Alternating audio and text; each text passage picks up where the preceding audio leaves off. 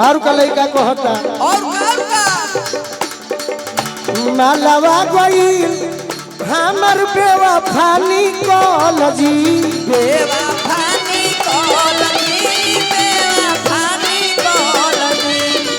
मन करे नारी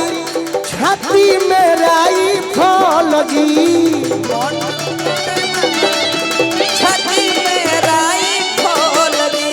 मन करे मारी छाती में राइफल जी बाकी डेरा तनी कि गोली मार दे तो दिन हमारे संजय चाचा हमारे साथ ना दे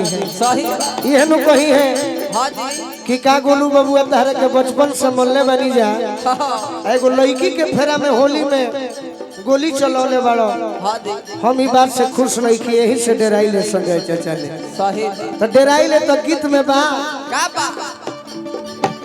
गोलिया के कमे अभी एज हो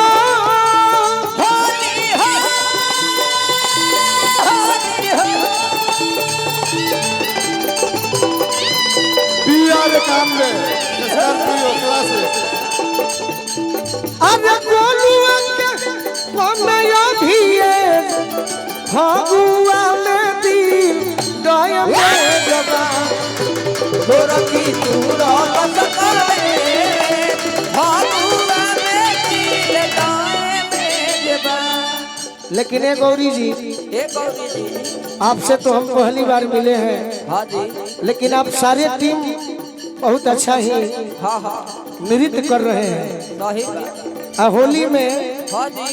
संजय भैया दुल्हे राजा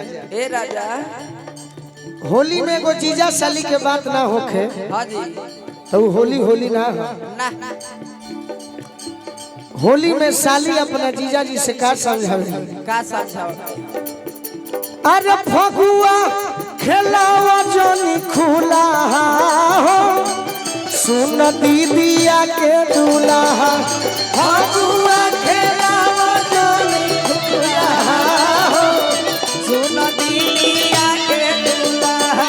अरे फगुआ खेलावा जोनी खुला हो सुन दीदिया के दूल्हा अरे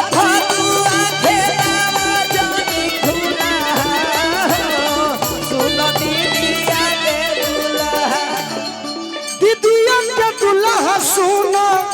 दीदिया के दूल्हा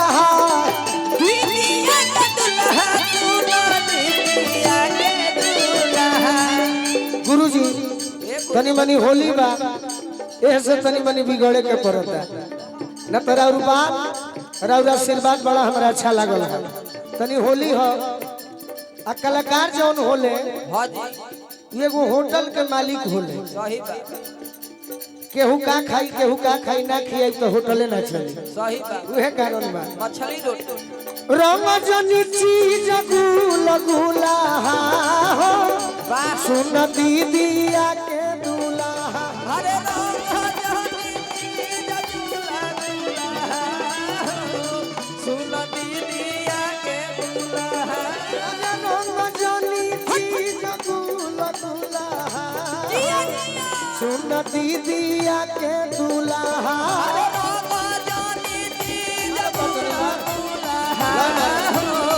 लाइन मार